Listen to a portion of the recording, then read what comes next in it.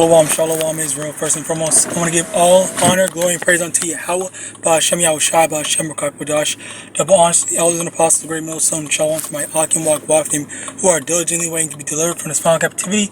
This brother Kawakap coming at you with another lesson, and this is just I guess a quick lesson, flowing through the Spirit. I didn't really have any scriptures planned or any lesson plan to begin with, but just in general, I want to kind of talk about how there are so many people, because this was I did a lesson on this actually. Well, now I have a topic now, but I did a lesson on this I believe yesterday maybe, where I had spoke on how there are people that they like Slaki. The thing is that when I hear stuff like the MOTB, I hear about Jacob's trouble and all that stuff.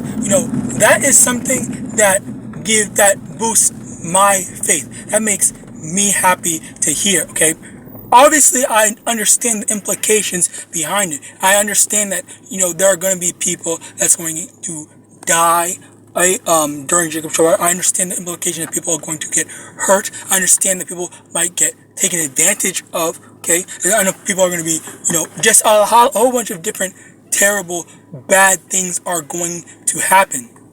All right, but the thing is that as I said and as I referenced, as I read in the scriptures, which I'm going to be referencing now,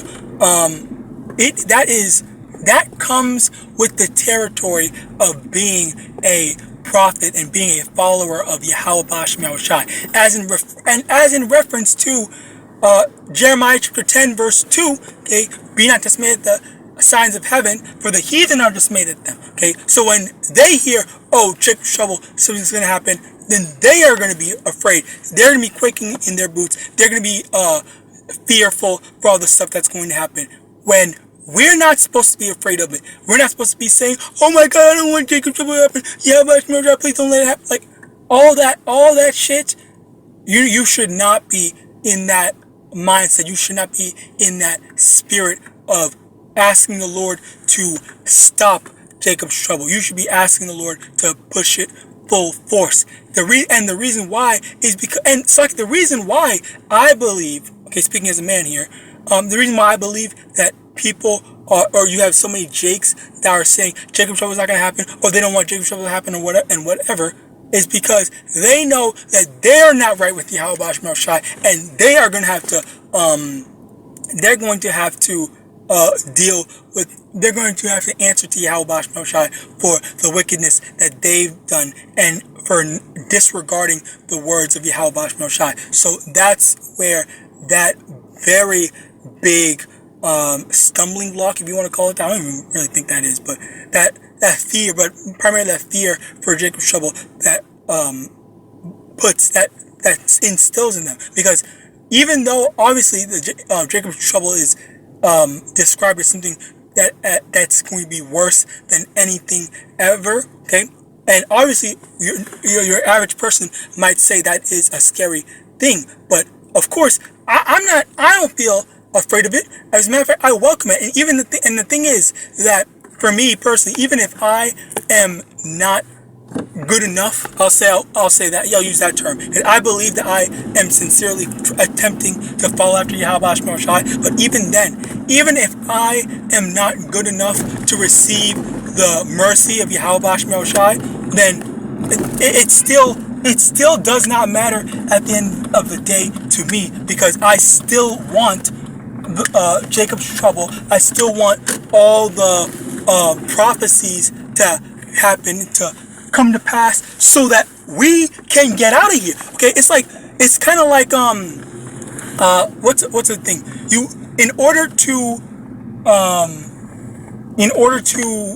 I'm trying to think of a thing, but I can't freaking think of a parallel or an example.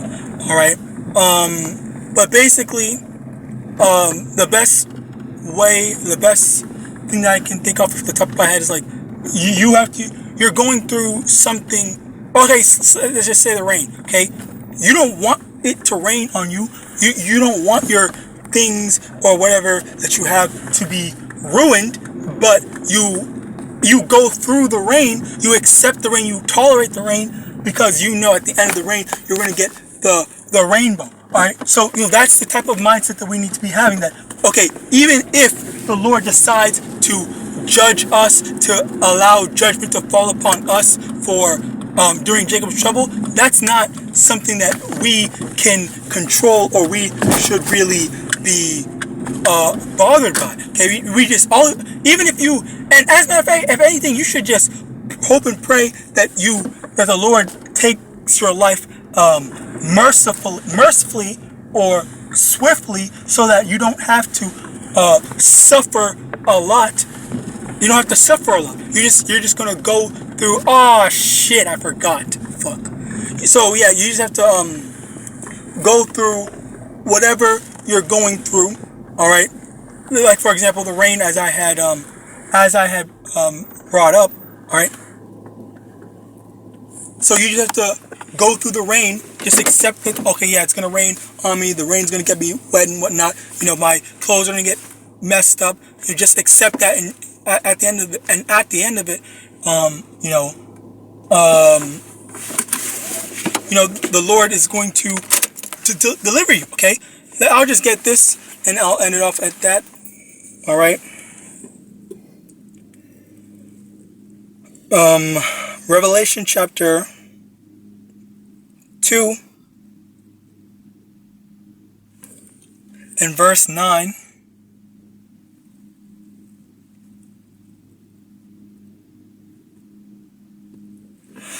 No, verse 10, Slakia.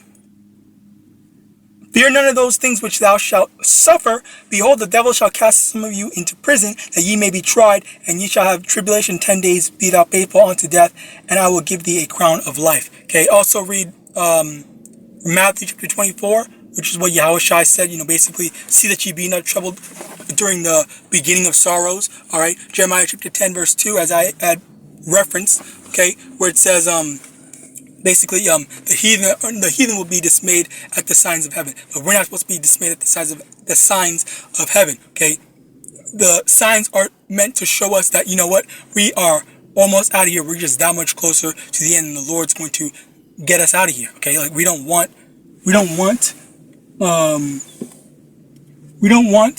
what's the word? We don't want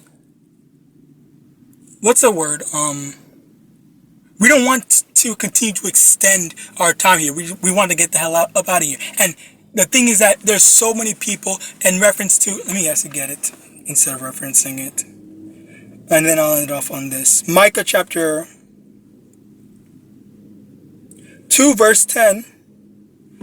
Arise ye and depart, for this is not your rest, because it is polluted, it shall destroy you even with a sore destruction. Okay, so don't get comfortable in this society. Okay, this society is polluted. All right, so with that, praise lesson was edifying. I want to give all, and suck it. It's because of those people that are so comfortable in this society that they don't want things to. They don't want this society in. They don't want Esau's reign to come to an end. They don't want Esau to lose power. They don't want Esau to lose his position. Okay, and that is why. Which is what a brother had made a lesson on, where he said, if you don't want Jacob's trouble to happen, you are wicked. And I wholeheartedly agree with that. All right. So with that, praise lesson was edifying. I want to give all honor, glory, and praise unto Yahawah, Ba'ashem, Yahawashi, Ba'ashem, Wakwak Wadash, double honors to the elders and apostles, great millstone, Abadbal, and Shalom.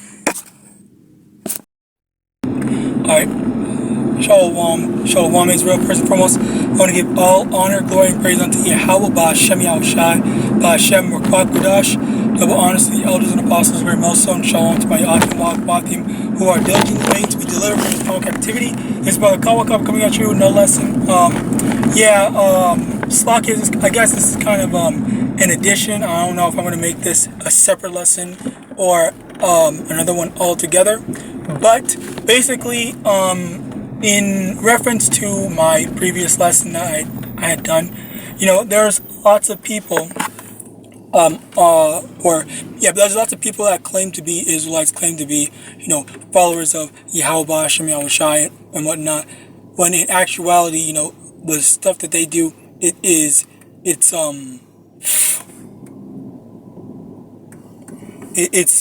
they serve their own belly. All right, and that's a very big issue. It's like that's a very big issue because one I guess one of the many one of the many stumbling blocks for Jake is money. All right, because so many Jakes are so desperate to get money, to have money, because they need it. All right, because of that, sometimes that can cloud your judgment. And again, this I know I spoke on this multiple times before in many lessons that I've done in regards to the MOTB. But again, like, this is a very important thing that you have to make sure that you're not going to make yourself a victim to yourself. Okay, in reference to 1 Timothy chapter 6 verse 10, for the love of money is the root of all evil. All right, and that is what is going to that's a potential thing that can lead you to your death. All right, and the way it can lead you to your death is because as the scriptures say, cursed be he that doeth the work of the Lord deceitfully, and cursed be he that holdeth back his sword from blood. All right, so there are people that will actually and genuinely not teach properly or not teach fully. All right, they will they will say, oh, the scriptures say we can do this, the scriptures say we can do that, but then they will forget to include certain things like or they will intentionally try to misquote the scriptures or twist the words of the scriptures so that women can teach, or women can do this, that, and the third, and whatnot. All right, I just heard about the whole the grape doctrine. All right, from I forgot which one it was. I think it was GOCC or something like that. When they were trying to, or IUIC, I forgot which one. But basically, when they were breaking it down, they were basically just flat out ignoring what the scripture is saying, if not once again twisting the words and not taking it at face value. All right, so as a result of that, that is where a lot of people are. They have an agenda. All right, they have an agenda to push that they don't want to what's it called? I'm trying to get this. That they don't want the people to be mad. All right, they want people to say, oh yeah, this Israelite group says I can disrespect my husband, or I can beat my wife, or I can, like, basically you get the picture. Basically, this Israelite group says I can do what I want, and they're gonna follow the group that, because we all fall under the umbrella term of Hebrew Israelites, of claiming Hebrew Israelites. All right, some of us hold more value to it than others, but because we all claim to it, they're gonna say, okay, well, I'm gonna follow this group because it is an Israelite group, but they say that I'm allowed to do X, Y, and Z, and they're not as restrictive as X group and whatnot. So as a result of that, rather than seeking truth, they seek what satisfies their bellies. And again, what pleases the most people, because the thing is that this truth is not for everyone. Not everyone is going to get it. All right. Now, in regards to, let me get this. It was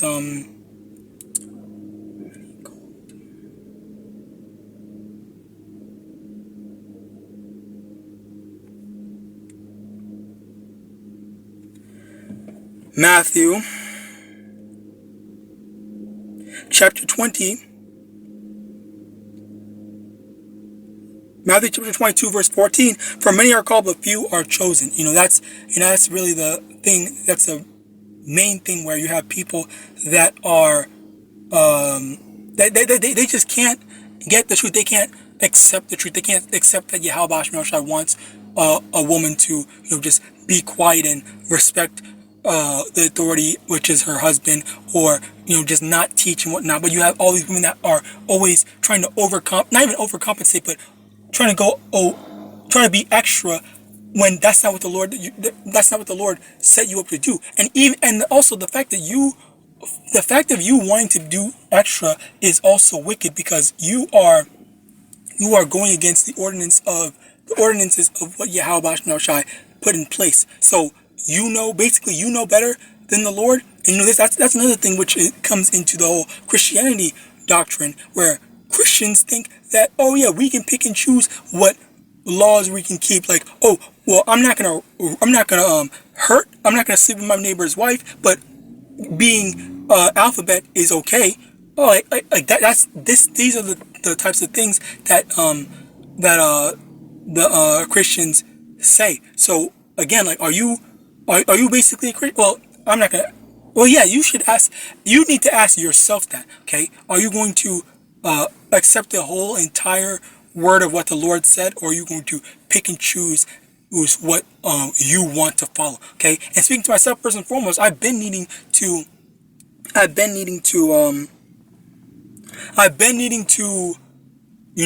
of accept that certain things I might not understand.